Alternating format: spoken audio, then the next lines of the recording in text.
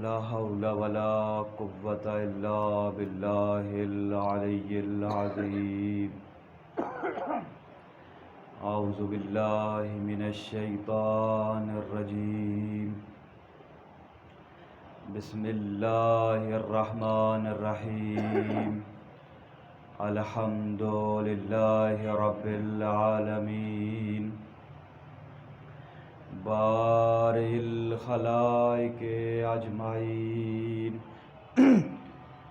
والحمد لله الذي جعلنا من المتمسكين بولاية أمير المؤمنين علي بن أبي طالب.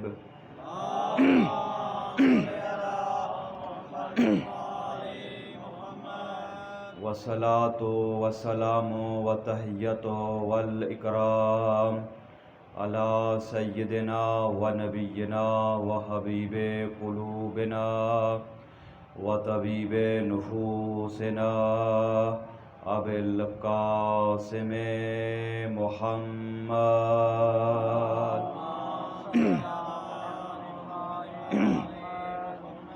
ثم الصلاة والسلام والتحية والإكرام على آله الطيبين الطاهرين المعصومين المنتخبين المنتجبين المظلومين الذين أذهب الله عنهم الرجس وطهرهم تطهيرا.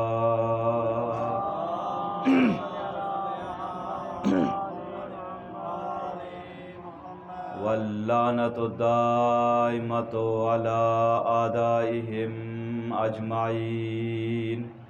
أما بعد فقد قال الله تبارك وتعالى في كتابه المجيد وفرقانه الحميد وقوله الحق.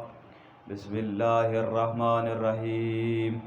إنما وليكم الله ورسوله والذين آمنوا الذين يقيمون الصلاة ويؤتون الزكاة وهم راكعون. صلوات بر محمد.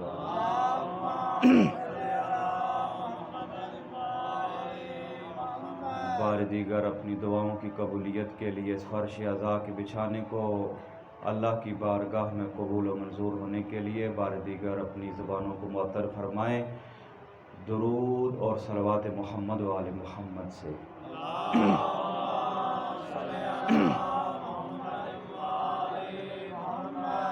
اپنے زمانے کے امام کے تاجیل ظہور کے لیے بلند تر صلوات.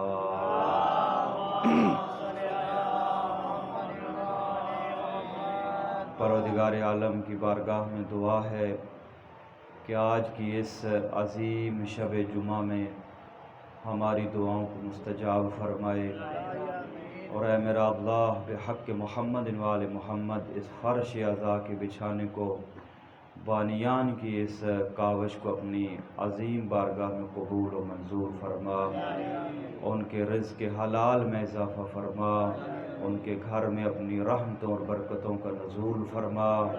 اے میرا اللہ ان کی توفیقات خیر میں اضافہ فرما، ان کے مرحومین کو اعلیٰ علیین میں عظیم مقام اور شفاعت اہل بیت نصیب فرما.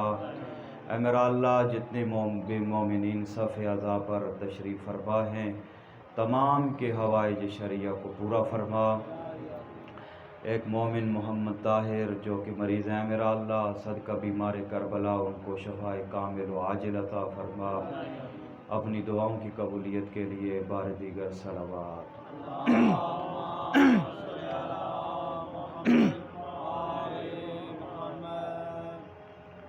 سورہ مائدہ سے اس کی 55 نمبر آیت کی تلاوت کرنے کا شرف حاصل ہوا ہے، جس میں ارشاد الہی ہو رہا ہے انما ولیکم اللہ ورسولہ، بے شک تمہارا ولی اللہ ہے اور اس کا رسول ہے. پروردگار کی حمد و ستائش ہے کہ اس نے ہمیں یہ توفیق عطا فرمائی کہ ہم فرش اعضاء پہ آتے ہیں اور ہماری اس محفل میں بالخصوص دو عالم دین تشریف فرما ہیں، قبلہ صاحب بھی، مولانا قبلہ اعجاز حسین صاحب بھی تشریف فرما ہیں۔ تو بزرگ ہونے کے ناطے انشاءاللہ جہاں پہ کوئی کمی کاستی ہوگی تو انشاءاللہ عنایت فرمائیں گے۔ تو میں عرض کر رہا تھا اس سورہ مائدہ کی 55 نمبر آیت کے ذیل میں کہ اللہ رب العزت نے ارشاد فرمایا کہ بے شک بس تمہارا ولی اللہ ہے،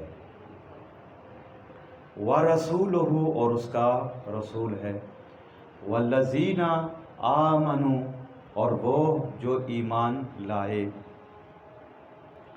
الَّذِينَ يُقِيمُونَ الصَّلَاةَ جو نماز قائم کرتے ہیں، وَيُؤْتُونَ الزَّكَاةَ وَهُمْ رَاكِعُونَ اور زکوٰۃ دیتے ہیں در حالت رکوع میں۔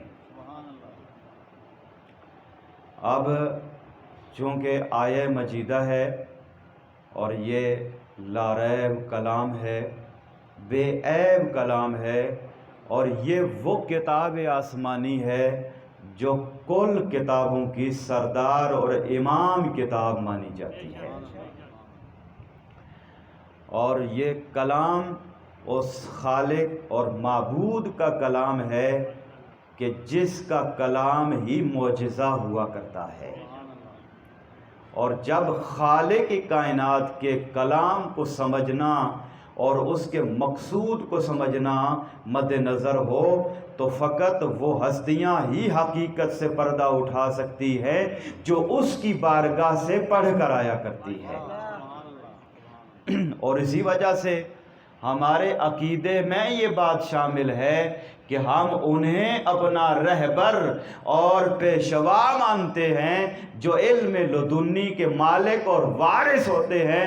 وہ دنیا میں آنے کے بعد کسی کے آگے زانوئے تلمس طے کر کے شاگردی کر کے علم حاصل نہیں کرتے، بلکہ خالق کائنات انہیں پڑھا کر بھیجتا ہے۔ صلوات بھیجے بر محمد علیہ۔ تو شان نزول مشہور و معروف آیہ مجیدہ ہے، اور ہم زیادہ فضائل کی طرف نہیں جائیں گے چونکہ واقعتاً ہمارے شہر کی یہ جو عشرے کی مجالس ہیں ایک تربیت کے حوالے سے، تعمیر اور کردار کی بلندی خصوصاً جوانوں کے حوالے سے بہت ہی اہم عشرہ ہے، اور اس کے آثار بہت مثبت ہیں۔ پروردگار عالم ہمیں ان بہترین مجالس اور درسوں سے زیادہ مستفید ہونے کی توفیق عطا فرمائے۔ صلوات بھیجے بر محمد علیہ۔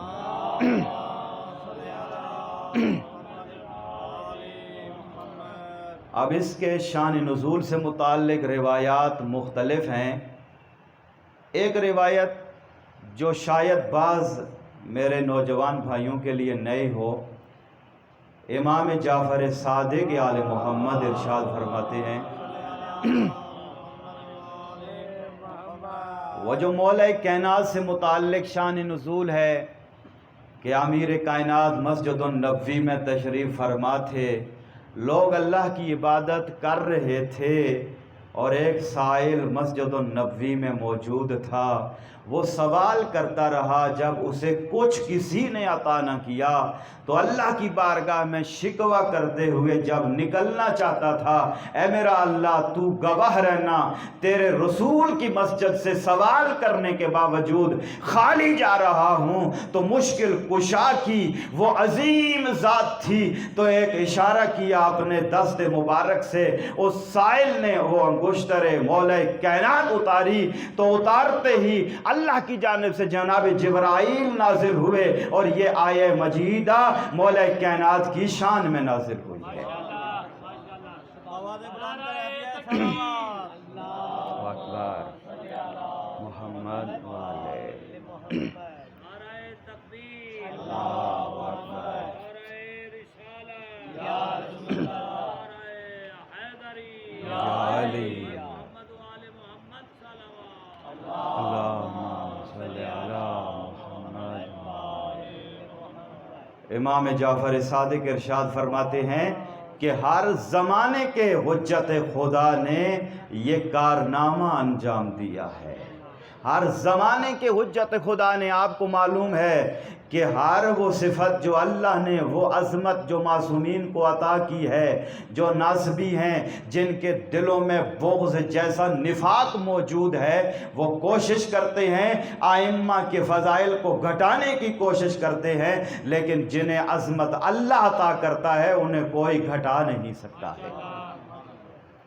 امام فرماتے ہیں یہ جو انگشتر حالت نماز میں اور رکوع میں ہمارے جد امیر المومنین نے عطا فرمائی تھی سائل کو، فقط امیر کائنات نے عطا نہیں فرمائی تھی، بلکہ ہر حجت خدا نے اس کارنامے کو انجام دیا ہے.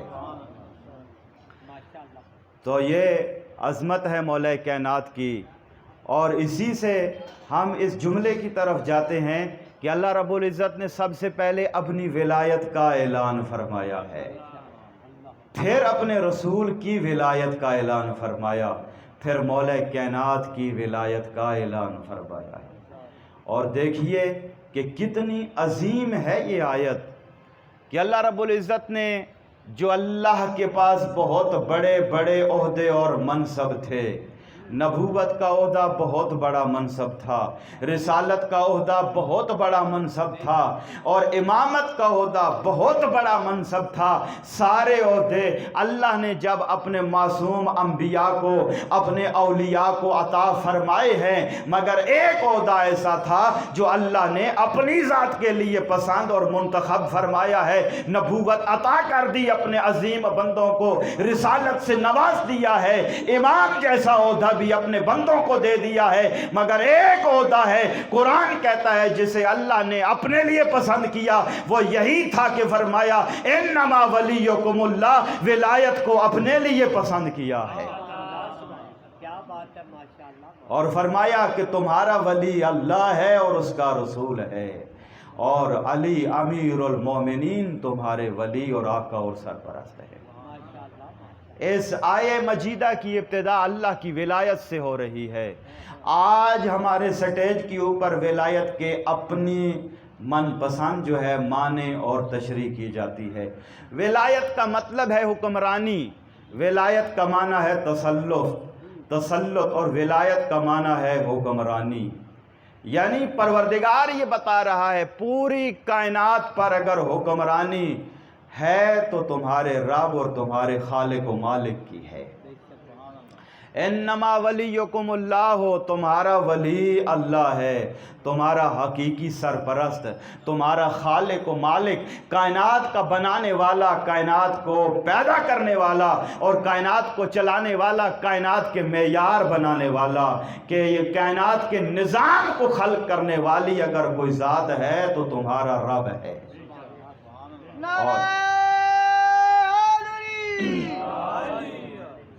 اور یہی وجہ ہے کہ ہم نے درس توحید آل محمد سے لیا ہے، اور وہ ایسی ہستیاں ہیں کہ جنہوں نے توحید کے حقائق سے پردے اٹھائے ہیں.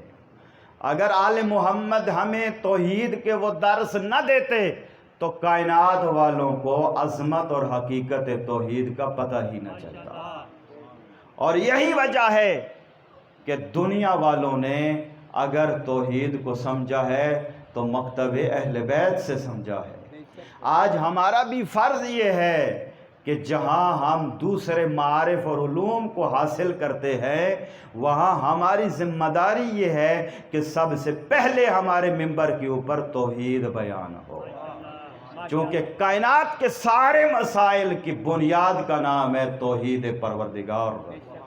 اور کائنات کا سارا نظام اگر درست ہو سکتا ہے، صحیح سمت میں چل سکتا ہے، اگر کوئی چاہتے ہیں کائنات کو جنت کا سما بنایا جائے تو بس اسی صورت میں ممکن ہو سکتا ہے جب اللہ کی توحید کو کائنات کے اوپر مان لیا جائے اور اسے تسلیم کر کے اپنے اوپر جس قدر انسان نافذ کرتے چلے جائیں گے، اسی طرح یہ کائنات جنت کا گہوارہ بنتا چلا جائے گا. ایک نظام توحید ہے جسے پہنچانے کے لیے اللہ نے 1,24,000 معصوم انبیاء کو بھیجا ہے۔ اس سے محمد والے محمد بلندر صلوات صلی علی محمد، اس سے اندازہ لگایا جا سکتا ہے کہ یہ موضوع کتنا حساس اور کتنا قیمتی ہے۔ میں اپنے نوجوان بھائیوں کو ایک بات کی طرف متوجہ کروں گا کہ دیکھیے، آج ہر طرح سے لوگوں کو کنٹرول کرنے کے لیے، چاہے میڈیا ہو یا خفیہ کیمرے ہوں، یا ہر طرح سے کوشش کی جا رہی ہے انہیں کنٹرول کرنے کی، لیکن حقیقت یہ ہے کہ کوئی بھی توحید سے بڑھ کے بہترین فارمولہ نہیں ہے کائنات کو کنٹرول کرنے کے لیے۔ بڑا عظیم نقطہ اور جملہ ہے، جو اسے سمجھیں گے وہ بہترین یہاں سے ہدایت مجھ سمیت لے سکتے ہیں۔ اس لیے کوئی کنٹرول کرنے والا بھی ہو، اس کے کنٹرول میں، اس کے نظم و ضبط میں، اس کے آئین میں، اس کے معیار میں کمی ہو سکتی ہے، لیکن خالق کائنات وہ ہے جس کے دل میں اس کی معرفت اتر جاتی ہے، وہ دنیا کے کسی مقام پر ہو، اندھیرے میں ہی کیوں نہ ہو، وہ خفیہ مقام پر ہی کیوں نہ ہو، جب بھی اسے شیطان ورغلانے کی کوشش کرتا ہے تو وہ یہ کہہ کر وہ جواب دیتا ہے، میرا خالق تو وہ ہے جو اندھیرے میں بھی دیکھتا ہے، تنہائیوں کا مالک بھی وہی ہے۔ صلوات بھیجے بر محمد والے۔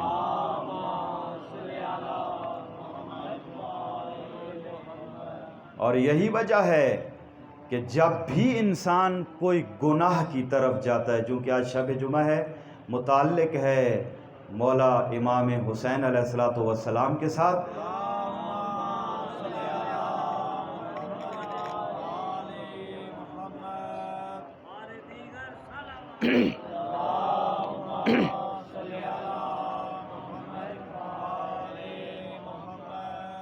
اور اپنے زمانے کے حجت اور امام زمان علیہ السلام کے ساتھ متعلق ہے آج کی شب، لہذا چند جملے اس حوالے سے بھی عرض کروں گا۔ لیکن اگر کوئی حقیقی فلاح چاہتا ہے، حقیقی کامیابی چاہتا ہے، تو فقط توحید کے ہی واسطے سے ممکن ہے، اور قرآن نے بھی یہی کنسیپٹ دیا ہے اور فلاح کا اور کامیابی کا یہی راز بتایا ہے۔ قرآن نے ایک بات میں، ایک آیت میں جا کر یہ خلاصہ بیان کیا ہے کہ کل کائنات کا نظام اور جتنے احکام الہی ہیں وہ جب تک ماتحت توحید قرار نہیں پاتے وہ صحیح واقع نہیں ہو سکتے ہیں۔ مثال، اگر ہم نماز پڑھنے کے لیے گھر سے نکلتے ہیں، اگر ہمارے دل میں یہ بات آتی ہے، اگر میں لیٹ ہو گیا، توجہ فرمائیں، یہ بہت ہی حساس معاملہ ہے۔ یہ نماز پڑھتے ہیں، ہم اعمال صالح بجا لاتے ہیں، اور یہ بات ہمارے مد نظر ہونی چاہیے۔ بعض اوقات والدین اپنے بچوں کو سمجھاتے ہیں، کہتے ہیں بیٹا آپ جوان ہو، آپ اگر مسجد میں نماز پڑھنے کے لیے نہیں جاتے ہیں تو لوگ کیا کہیں گے، فلاں نمازی کا بیٹا ہے اور نماز پڑھنے نہیں جاتا۔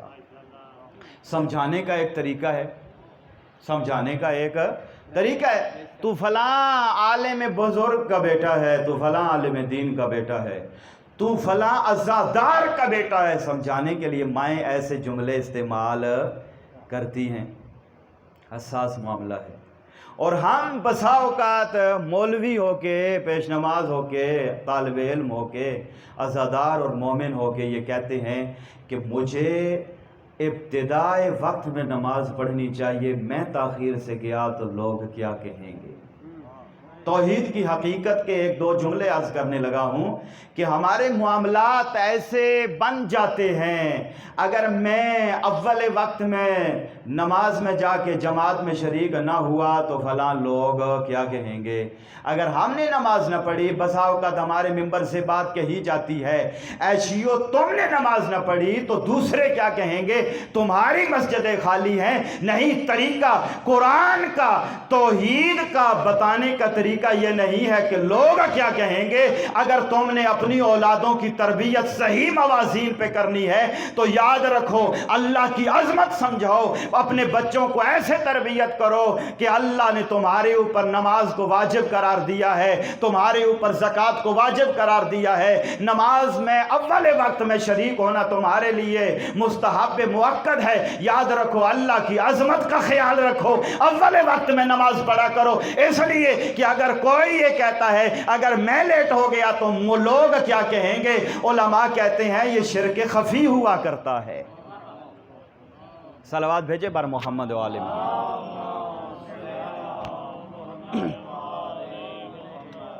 इसको शिर्क खफी कहते हैं। शिर्क जली होता है जो वाज़े तौर पे जो बुतों की परस्तश करते हैं उन्हें माबूद मानते हैं, ये शिर्क जली है। और शिर्क खफी क्या है कि लोग क्या कहेंगे अगर मैंने ये काम न किया, अगर मैंने ये काम किया तो लोग क्या कहेंगे। नहीं, लोगों का ख्याल ना करो, अल्लाह की अज़मत का ख्याल करो। जो अल्लाह की अज़मत को मद्देनज़र रखता है, जो परवरदिगार की उलूहियत का ख्याल रखता है, जो रब की रबूबियत का ख्याल रखता है, जो अपने आप को अल्लाह का बंदा समझता है, फिर वो परवरदिगार कहता है ये मेरा अजीम बंदा है। अपने मलाइका को हुक्म देता है। मेरे और आपके मौला इमाम जाफर सादिक इरशाद फरमाते हैं, जब कोई बंदा अपने घर से निकलता है नमाज पढ़ने के लिए, वो जब नमाज में अल्लाह की इबादत के लिए खड़ा होता है तो अल्लाह आसमान तक सारे दरीचों को खोल देता है, आसमान के बंद दरवाज़ों को खोल देता है। इमाम फरमाते हैं उस वक्त रहमत के फरिश्तों को अल्लाह इरशाद फरमाता है, तुम देख क्या रहे हो, मेरा बंदा मेरी बंदगी में खड़ा है, इस पर मेरी रहमतें नाजिल क्यों नहीं करते हो।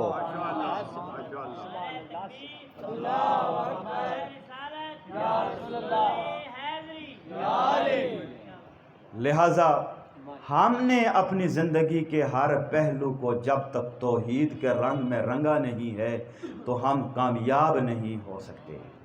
आले मोहम्मद ने भी हर कदम पर, हर मरहले पर, हर ज़िंदगी के मोड़ में हमें सबसे पहले तौहीद शनास बनाने की कोशिश की है, तौहीद का दर्स दिया है। काश आज भी तौहीद का दर्स आम हो जाए तो दुनिया के लिए तब्दील होना मुमकिन ज़्यादा हो जाएगा और आसान हो जाएगा। एक शख्स बादशाह था और उसके 3 बेटे थे। मुख्तसर करूं, ज़्यादा दामन वक्त में गुंजाइश नहीं है, बस सिर्फ नतीजे की तरफ लेकर जाऊंगा। 3 बेटे थे। वो अपने बड़े महबूब वज़ीर से कहता है, तूने मुझे ये बताना है मेरे 3 बेटों में से कौन सा अहल है मेरे बाद मेरे मसनद पर बैठकर निज़ाम दौलत को चलाने के लिए। हुकूमत का निज़ाम कौन बेहतर चला सकता है। ये कौन पूछ रहा है? बादशाह पूछ रहा है। बादशाह और नज़र रखता था लेकिन वज़ीर तौहीद शनास था। वो तीनों बेटे उस वज़ीर के शागिर्द भी थे। वो वज़ीर कहता है, फ़लाँ जो तेरा बेटा है ना, वो तेरे बाद निज़ाम हुकूमत चलाने के लिए बेहतरीन और अहल है, बेहतरीन है और अहल है। बादशाह मुस्करा कर कहता है, मुझे तो नहीं लगता, वो बड़ा सुस्त है, वो निज़ाम को सही चला नहीं सकेगा। तो उस वक्त बादशाह ने कहा कि अगर तू अपनी बात पर कायम है तो इसके लिए तुझे कोई दलील देना पड़ेगी, तुझे कोई दलील देना पड़ेगी। तो वो कहता है, मैं दलील दूंगा लेकिन दरबार में दूंगा। दरबार में कैसे दलील दूंगा? कहा 3 परिंदे और 3 तेज धार छुरियां लाई जाएं। पूरा दरबार भरा हुआ है लोगों से और वजीर ने कहा, तीनों बेटों को भेज दो दरबार से बाहर, और वहाँ जहाँ उन्हें कोई न देख रहा हो वहाँ परिंदे को ज़िबह करके वापस ले आएं। जहाँ कोई न देख रहा हो। तौहीद की हकीकत समझिए। क्या बात है। वजीर ने कहा, जहाँ तुम्हें कोई न देख रहा हो वहाँ इसे ज़िबह करें और वापस ले आएं।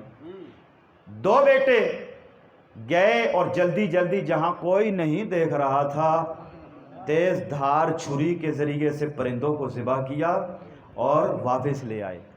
مگر ایک بیٹا ایک ساتھ گزر گئی، واپس ہی نہیں آتا ہے۔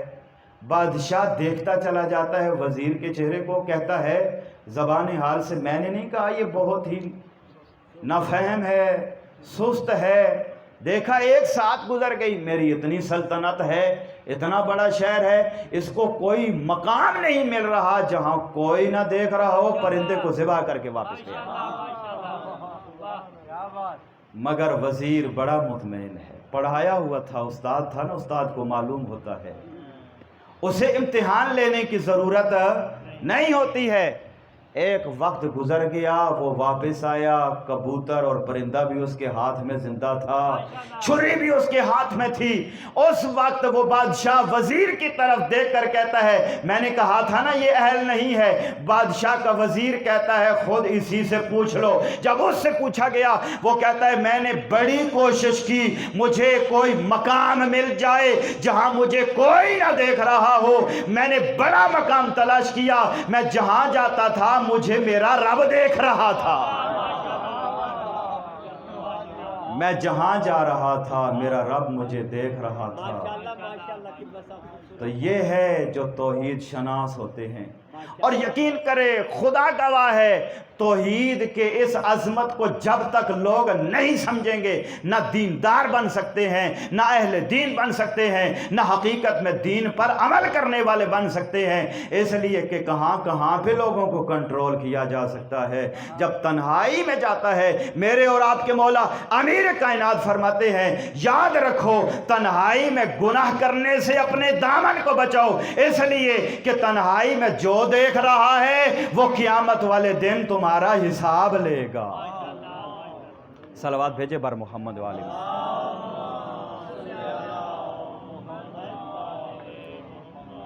ایک مرتبہ جناب رسالت مآب نے اپنے صحابہ کے مجمع میں اللہم صلی علی محمد وآل محمد اپنے صحابہ سے ایک جملہ ارشاد فرمایا، خواہش کی، فرمایا کہ تم میں سے جو 2 رکعت نماز لوجہ اللہ الکریم خالصتاً اللہ کے لیے جو 2 رکعت نماز یہاں پڑھے گا میں اسے یہ بکری کا بچہ ہدیہ دوں گا۔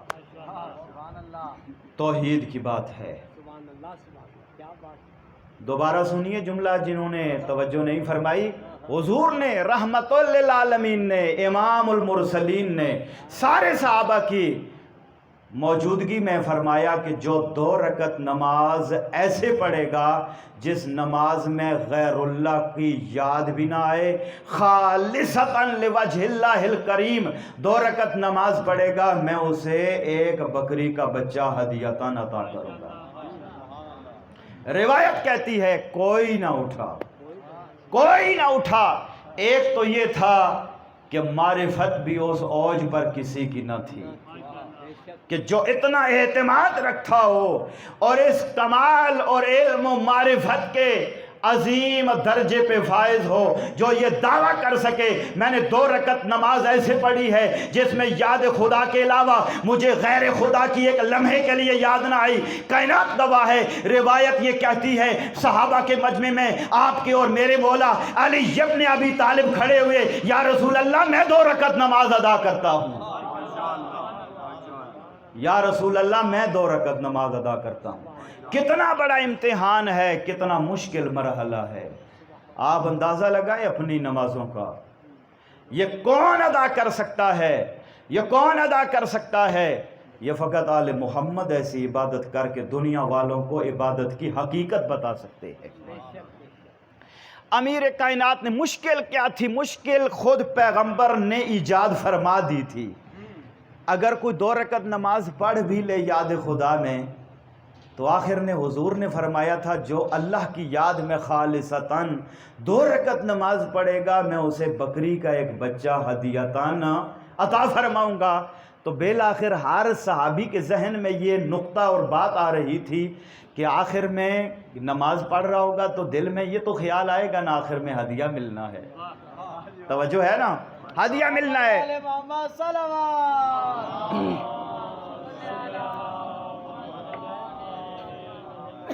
ہدیہ ملنا ہے۔ لیکن کوئی کھڑا نہ ہوا۔ امیر کائنات نے 2 رکعت نماز اللہ کی خوشنودی میں، یاد خدا میں، امیر کائنات نے 2 رکعت نماز جب پڑھ لی، اس وقت رحمت للعالمین نے پوچھا اے علی آپ نے یہ 2 رکعت نماز کیسے پڑھی ہے اللہ کی یاد میں؟ اب یہ صحابہ بھی دیکھ رہے تھے، اب علی کا جواب کیا ہوگا؟ امیر کائنات میں جو عظمت پروردگار سے کما حق کو معرفت رکھنے والے تھے، اس لیے کہ پیغمبر نے فرمایا تھا اے علی اللہ کو حق کے معرفت اللہ کی کسی نے حاصل نہ کی، یا میں مصطفیٰ اللہ کی معرفت رکھتا ہوں یا علی مرتضیٰ تو رکھتا ہے۔ اور فرمایا معرفنی حق کا معرفت ہے، اور مجھے بھی کسی نے نہیں پہچانا، اے علی یا اللہ میری معرفت رکھتا ہے یا تو رکھتا ہے۔ اور فرمایا معرفہ کا اے علی تجھے بھی کہ حق کے معرفت کا تیری کوئی ادا نہ کر سکا، یا اللہ تجھے جانتا ہے یا مصطفیٰ تجھے جانتا ہے۔ پیغمبر پوچھنے والے ہیں اور علی جواب دینے والے ہیں۔ اے علی ذرا بتائیں تو صحیح، کیا آپ کو پتہ نہیں تھا کہ 2 رکعت نماز پڑھنی ہے؟ 2 رکعت نماز کے بعد میں آپ کو ایک ہدیہ ملنا ہے، آپ کو ایک بکری کا بچہ گفٹ میں ملنا ہے، کیا آپ کے ذہن میں اس کا خیال نہیں آیا؟ یہ تو ناممکن بات ہے خیال نہ آیا ہو۔ جب انسان کو کوئی بات ملنی ہو اور وہ بھی سید الانبیاء کی طرف سے ملنی ہو، یہ کیسے ممکن ہو سکتا ہے کہ آپ کے ذہن میں یہ خیال نہ آیا ہو؟ امیر کائنات نے کیا جواب دیا دنیا والوں کو؟ حقیقت اور عظمت پروردگار اور اس پر قائم رہنے کا سلوک بتا دیا۔ فرمایا یا رسول اللہ جب میں 2 رکعت نماز پڑھنے کے لیے کھڑا ہوا تو میں نے نیت یہ کی تھی اے میرا اللہ وہ جو مجھے بکری کا بچہ ہدیے میں پیغمبر عطا فرمائیں گے میں اسے اللہ کی بارگاہ میں ہدیہ کروں گا، وہاں سے اس کے رسول کو ہدیہ کر دوں گا۔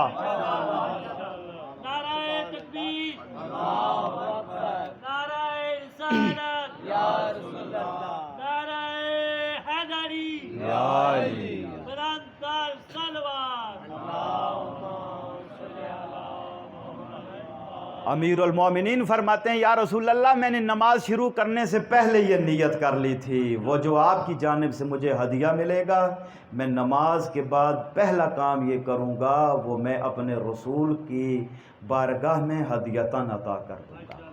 یا رسول اللہ میرے ذہن میں کیسے خیال آ سکتا تھا دنیا کا؟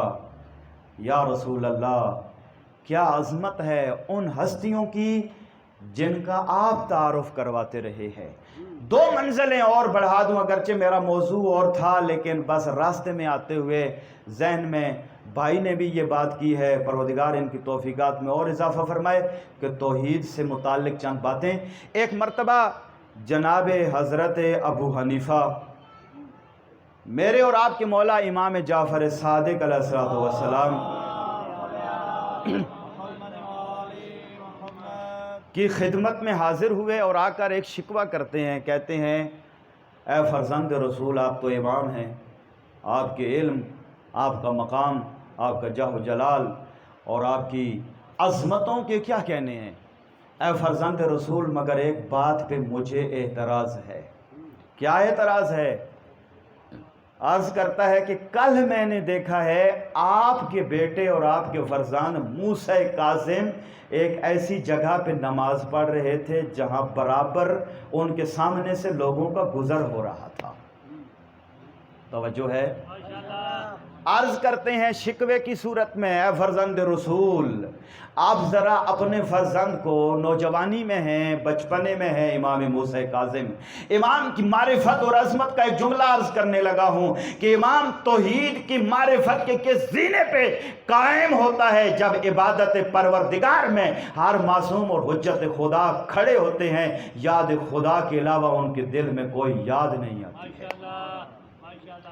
عرض کرتے ہیں فرزند رسول آپ ذرا سمجھا دیجئے اپنے بیٹے کو کہ ایسی جگہ نماز نہ پڑھا کریں جہاں سامنے سے لوگوں کا گزر ہو۔ میرے مولا نے فرمایا اے ابو حنیفہ اچھا ہے کہ اگر تو میرے بیٹے سے خود اس کا جواب پوچھ لے، تو میرے بیٹے سے خود اس کا جواب پوچھ لے۔ تو اس وقت جناب امام موسیٰ کاظم علیہ السلام کو بلایا گیا، عالم طفولیت میں ہے، 7 یا 8 سال کا سن مبارک لکھا ہے۔ بلایا گیا تو ابو حنیفہ نے وہی سوال دہرایا کہ آپ فرزند امام ہیں، آپ فرزند رسول ہیں، میں نے کل آپ کو بین الرکن والمقام نماز پڑھتے دیکھا ہے جہاں سامنے سے لوگوں کا گزر ہو رہا تھا، مجھے مناسب نہیں لگا، اس لیے کہ جب آپ کے سامنے سے لوگوں کا گزر ہوگا تو انسان کی توجہ اپنے اللہ سے ہٹ جایا کرتی ہے۔ یہ اس کا سوال ہے۔ تو امام نے جواب ارشاد فرمایا، میرے مولا امام موسیٰ کاظم علیہ السلام نے جو ابھی عالم بچپن میں تھے، جواب ارشاد فرمایا اور لوگوں کو بتایا، یاد رکھو ہمارے گھر کا بچہ بے شک چھوٹا ہی کیوں نہ ہو، جب امام ہوتا ہے تو اللہ علم اور معرفت عطا کر کے بھیجتا ہے۔ فرمایا اے ابو حنیفہ، تو یہ کہنا چاہتا ہے کہ آپ ایسی جگہ پر نماز پڑھ رہے تھے جہاں آپ کے سامنے سے مسلسل لوگوں کا گزر ہو رہا تھا، آپ مجھے میرے اور معبود کے درمیان کوئی فاصلہ دکھا دے کہ جہاں میرے اور معبود کے درمیان سے کسی کا گزر ہو جائے۔ سبحان اللہ سبحان اللہ، بلند تر صلوات۔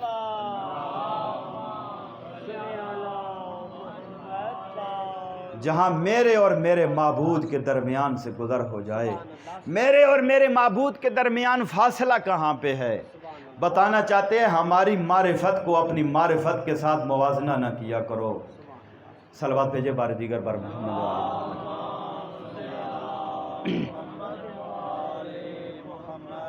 اور ہماری کامیابی بھی اسی میں ہے کہ ہم ہر حال میں یاد خدا میں گزاریں، اور پروردگار عالم بھی ہم سے یہی چاہتا ہے، اللہ کی رضا بھی یہی ہے۔ پورے قرآن کی تعلیمات کا خلاصہ توحید پروردگار ہے۔ آئین قرآن، موضوع قرآن توحید پروردگار ہے۔ ہر کتاب کا ایک موضوع ہوتا ہے، ہر کتاب کا ایک عنوان ہوتا ہے۔ قرآن مجید کے کل تعلیمات کے موضوع کا نام ہے توحید پروردگار۔ پروردگار عالم کسی کو اپنے حساب سے اگر پسند فرماتا ہے، محبوب رکھتا ہے، تو فقط اس وجہ سے کہ وہ اللہ کی بارگاہ میں کتنا جھکتا ہے اور اللہ کی معرفت کتنی اس کے دل میں موجود ہے۔ پروردگار عالم نے ہمیں اپنی آیات ربانیہ کے ذریعے سے، اپنے الہی نمائندوں کے ذریعے سے بتا دیا ہے، ہم نہ تمہارے مال کو دیکھتے ہیں، ہماری نگاہ میں تمہارے مال کی وجہ سے تمہاری شان بڑھتی نہیں ہے۔ اگر کوئی امتحانوں میں آ جائے اور مشکلات میں گر جائے، مصائب میں گر جائے، لیکن اس کے مصائب کی وجہ سے، مشکلات کی وجہ سے اس کی شان کم نہیں ہوتی ہے۔ اللہ رب العزت نے اپنے دو انبیاء کا تذکرہ فرمایا ہے، ان دو کی طرف اشارہ کروں۔ ایک جناب حضرت سلمان، جنہیں اللہ رب العزت نے کائنات میں سب سے بڑی ابھی تک کی حکومت عطا فرمائی تھی، چرند پرند پر، جنوں انس پر، ہواؤں پر دسترسی اور کنٹرول جناب حضرت سلمان کو عطا فرمایا تھا۔ تو اللہ رب العزت نے اتنی بڑی حکومت دے کر کے جب جناب سلمان کی صفت اور فضیلت کو بیان فرمایا تو وہی لفظ انتخاب فرمایا جو جناب ایوب کے لیے عطا فرمایا تھا۔ جناب ایوب کون تھے؟ جو طرح طرح کی مشکلات میں گھرے ہوئے تھے، جن کے پاس صحت جیسی نعمت بھی آخر میں چھن گئی، اولاد ساری اللہ نے اپنے امتحان کی وجہ سے لے لی، ساری زراعت ہر چیز لے لی، فقط ایک ایوب رہ گئے، مسلسل امتحانوں میں گھرے ہوئے تھے۔ اللہ رب العزت نے جب دونوں کی عظمت کو بیان کرنا چاہا، مسلسل ایک لفظ کے ساتھ ارشاد فرمایا سلمان کے متعلق فرمایا کہ سلمان میرا بہت عظیم بندہ ہے، اس لیے کہ مسلسل میری بارگاہ میں، میری یاد میں رہتا ہے۔ اور جناب ایوب کے متعلق بھی فرمایا الایوب نعم العبد انہو اواب، دونوں کی صفت اواب بیان فرمائی ہے۔ اواب کا معنی یہ ہوتا ہے جو ہر حال میں اللہ کی بارگاہ میں جڑا رہتا ہے، یاد پروردگار میں رہتا ہے۔ اللہ یہ بیان کرنا چاہتا ہے تمہارے پاس نعمتیں کتنی بھی زیادہ ہوں، نعمتوں کی کثرت کی وجہ سے تمہارا معیار اللہ کے سامنے بلند نہیں ہوتا، تمہارے پاس مسائل و مشکلات آ جائیں تمہاری شان کم نہیں ہوتی ہے۔ میری بارگاہ میں عظمت اس کی ہے جو میری بارگاہ میں زیادہ جھکتا ہے اور میری معرفت زیادہ رکھتا ہے۔ صلوات بھیجے بر محمد والے۔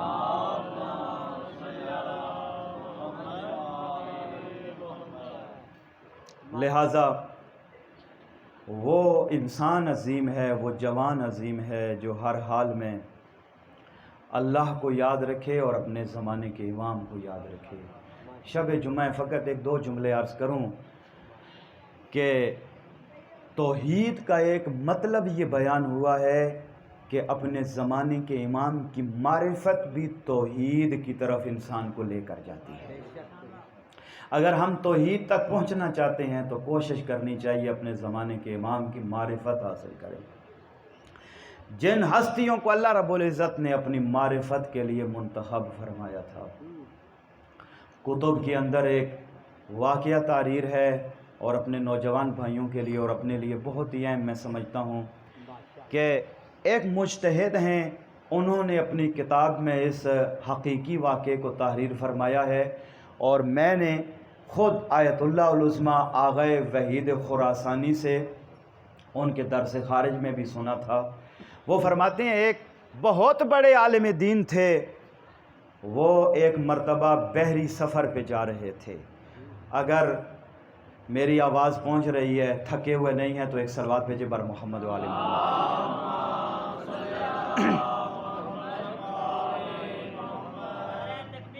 اللہ اکبر یا رسول اللہ یا علی۔ تو وہ سفر پہ جا رہے تھے، وہ تحریر کرتے ہیں کہ اس بحری سفر میں جہاں بہت بڑی کشتی پہ میں بھی سوار تھا، میرے ساتھ بہت زیادہ لوگ اور بھی سوار تھے، لیکن زیادہ تعداد جوانوں کی تھی، اور میں محسوس کرتا رہا، دیکھتا رہا کہ ان جوانوں میں مجھے محسوس ہو رہا تھا زیادہ تر جو تھے وہ ایک ہی قوم اور قبیلے سے تعلق رکھنے والے تھے، لیکن ان تمام جوانوں میں ایک جوان ایسا تھا جس نے میری توجہ اپنی طرف بڑی جلب کی۔ وہ ایسا جوان تھا جو ان تمام جوانوں میں نمایاں کردار کا مالک تھا، اس کا اخلاق باقی جوانوں سے ملتا نہیں تھا، اس کا زندگی کا انداز بالکل نرالا تھا۔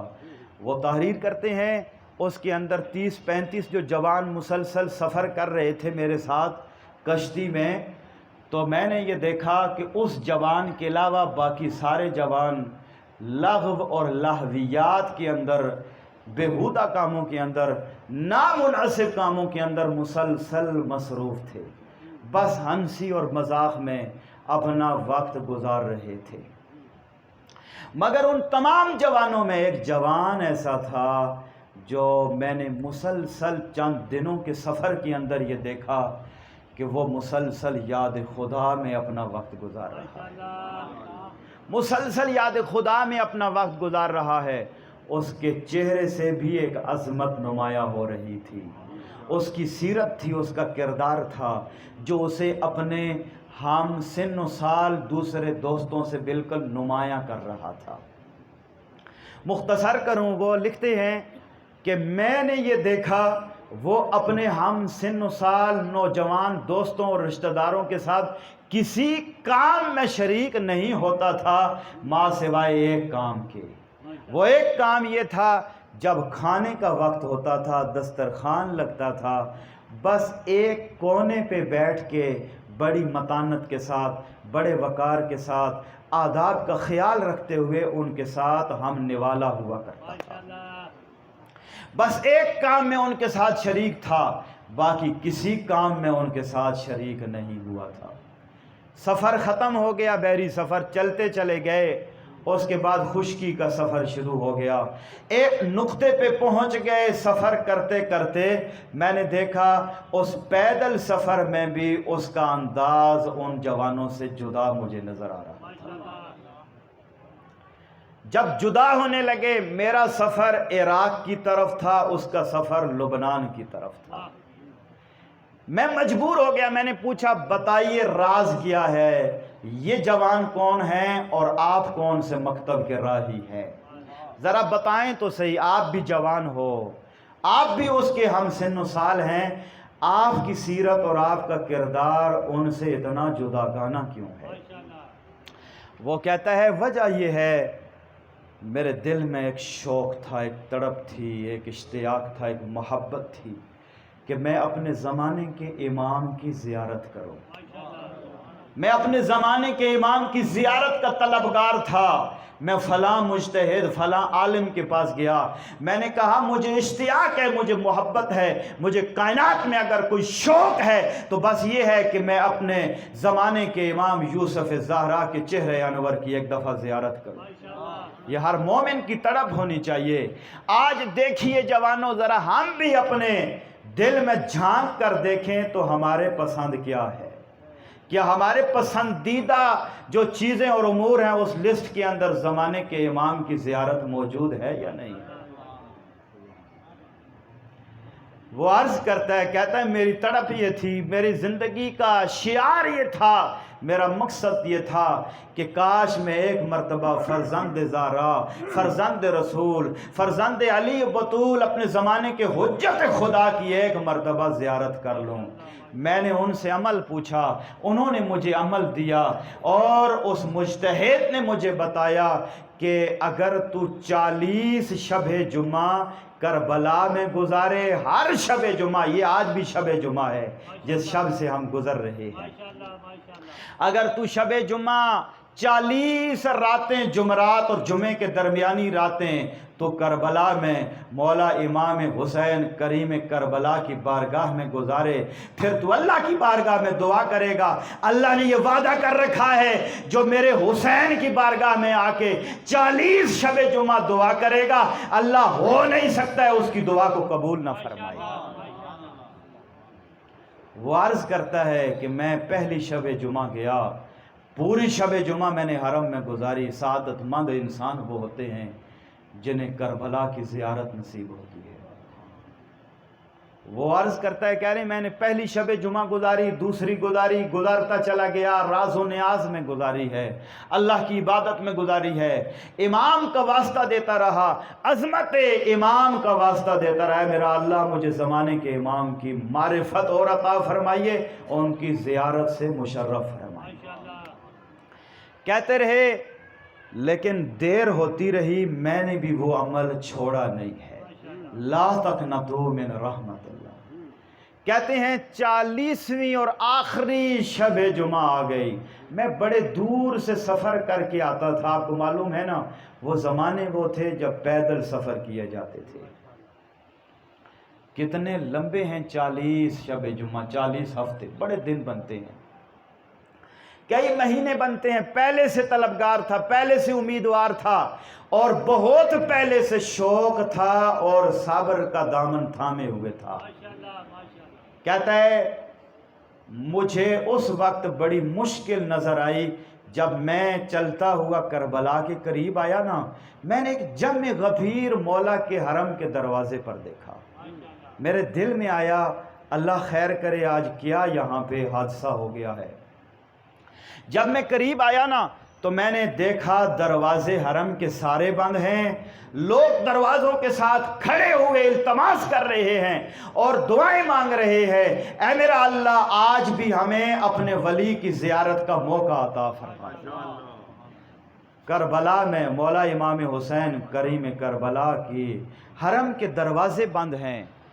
تو آپ اندازہ لگائیں نا ذرا، اپنے دل سے پوچھئے جو 40 ہفتے پیدل سفر کر کے اس امید سے آیا تھا، ہر ہفتے دعا کرتا رہا، 39 شبیں، 39 راتیں جو جا کر اللہ کی عبادت اور دعا میں گزار چکا ہے، آج سامنے دیکھا حرم بند ہے.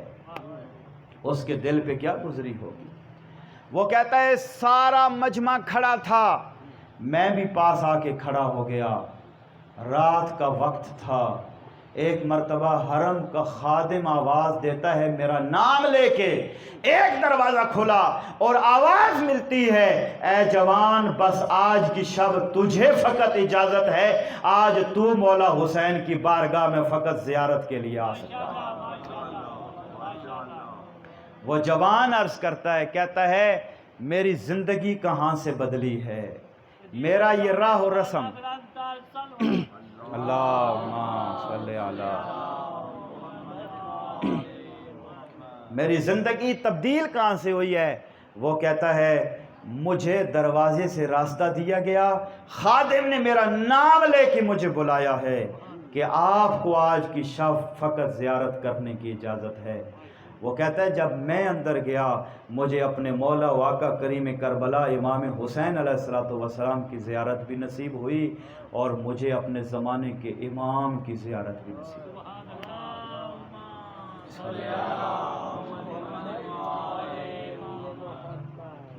تو یہاں اس نے ایک جملہ اپنے جوان بھائیوں کے لیے عرض کروں گا، داستان تو لمبی ہے، بس اپنا ایک جملہ عرض کر کے اپنے عرائض کو سمیٹوں گا۔ وہ عرض کرتا ہے، کہتا ہے آپ نے مجھے جو سارے جوانوں میں جداگانہ پایا ہے، وجہ یہ ہے جو میں نے اپنے زمانے کے امام یوسف زہرا کی ایک لمحے کے لیے جو کچھ وقت کے لیے زیارت کی تھی، اس نے میری زندگی میں انقلاب برپا کر دیا ہے، میری زندگی کو اس نے تبدیل کر دیا ہوا ہے۔ میں اب مسکراتا نہیں ہوں، میں اب بے فائدہ کام نہیں کرتا ہوں، نامناسب کام نہیں کرتا ہوں، میں اپنے جیسے دوسرے جوانوں کا ہم رنگ اور ہم مزاج جوان نہیں ہوں، اس لیے کہ جب سے میں نے اپنے زمانے کے امام کے رخ انور کی زیارت کی ہے، اب میری زندگی کا بس ایک مقصد ہے کہ اللہ مجھے اپنی زندگی میں اپنے زمانے کے امام کی ایک مرتبہ پھر زیارت عطا فرما دے۔ آج کی شب ہے، مولا ہمیں اپنے لطف و کرم سے اپنے زمانے کے امام کی معرفت اور زیارت سے مستفید فرمائے، کربلا کی زیارت بھی ہمیں نصیب فرمائے۔ عزادارو، یہ کربلا کی زیارت ہر کسی کو نصیب نہیں ہوتی ہے۔ جب کسی کو کربلا کی زیارت نصیب ہو نہ، جانے کے لیے تیاری کرے، اس کے آداب ہیں، اور جانے سے پہلے آداب میں شامل ہے 3 دن روزہ رکھ کر گھر سے جائے۔ جو 3 دن بھوک اور پیاس اور روزہ رکھ کے گھر سے سفر کربلا شروع کرے گا نا، اس کے سفر میں ایک روحانیت ہوگی، اسے پھر کربلا والوں کی بڑی یاد آئے گی، پیاس بھی بڑی شدت سے یاد رہے گی۔ اور انہی آداب کے اندر ہے جب کربلا میں پہنچ جاؤ نا، آداب بہت سارے ذکر ہے، شاید آج کی بات نہیں ہو، اور وہ یہ ہے، ایک جملہ روایت میں ہے، معصوم فرماتے ہیں جب کربلا کی فضا میں پہنچ جاؤ نا، کربلا کے میدان میں، تو 7 مرتبہ کہا کرو لبیک یا داعی اللہ، لبیک یا داعی اللہ، اس وجہ سے کہ آج بھی پوری کائنات میں حال میں ناصر ینصرنا کی صدائیں بلند ہو رہی ہیں۔ عزادارو، اللہ نے آل محمد کو بڑی عظمت عطا فرمائی تھی، کائنات میں جتنی عظمتیں انہیں عطا فرمائی ہیں، امت نے اتنے ہی مصائب دیے ہیں۔ عزادارو، 10 محرم بڑا سخت دن تھا، لا یوم کا یومک یا ابا عبداللہ، میرے مولا صادق فرماتے ہیں اے میرے جد حسین، جیسا آپ کا درد بھرا دن تھا عاشور، ایسا کائنات میں اتنا درد اور مصیبت والا دن نہیں تھا۔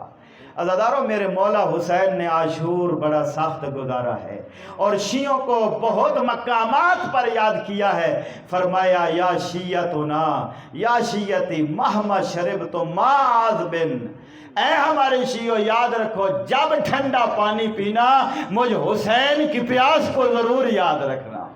اور آپ شیعوں کو یاد کیا ہے جب اپنے علی اصغر 6 ماہ کے بیٹے کو اپنے ہاتھوں پر لے کے اشقیاء کی طرف لے کر گئے نا، اس وقت میں شیعوں کو یاد کیا، اے میرے شیعوں کاش تم کربلا میں ہوتے، دیکھتے حسین پانی کا سوال کیسے کر رہا تھا۔ عزاداروں، میرے مولا حسین پہ بڑے مشکل لمحات گزرے ہیں۔ میرے مولا حسین نے وہ وقت کیسے گزارا ہوگا جب اپنے بھائی عباس کے لاشے پہ جا رہے تھے، ایک بڑا درد بھرا جملہ فرمایا، کہا الان انکسر ازاری، او عباس تو زینے ذوالجناح سے اترا ہے، تیرے بھائی کی کمر ٹوٹ گئی ہے۔ عزاداروں سننا جملہ، آپ کے مولا کو اتنے مصائب ملے ہیں، جب اپنے بیٹے علی اکبر کے لاشے پر جا رہے تھے، لبوں پر جملے تھے، یا علی یا علی، اب نہ جانے اپنے بابا علی کو بلا رہے تھے یا اپنے بیٹے علی اکبر کو بلا رہے تھے، او بیٹا آواز دو، اس لیے کہ جوان بیٹے کے لاشے پہ آنا بوڑھے باپ کے لیے بڑا مشکل ہوا کرتا ہے۔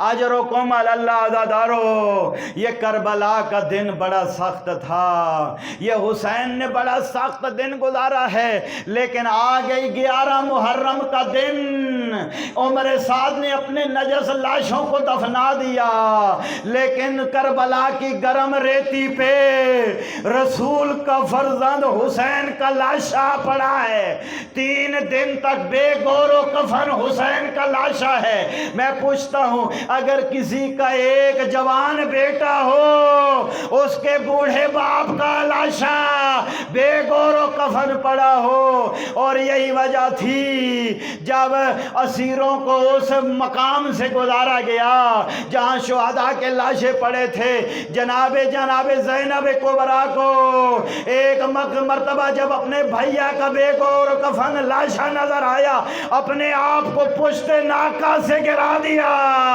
اور ایک مرتبہ مدینے کا رخ کر کے فرمایا، یا جدہ صلی علیک ملائکۃ السماء، او میرے نانا آپ پر آسمان کے ملائکہ درود بھیجتے ہیں، ھذا الحسین مرمل بالعراء مرمل بالدماء، او نانا ذرا آ کر دیکھو تو صحیح، یہی تیرا حسین ہے، اپنے خون میں غلطہ پڑا ہوا ہے۔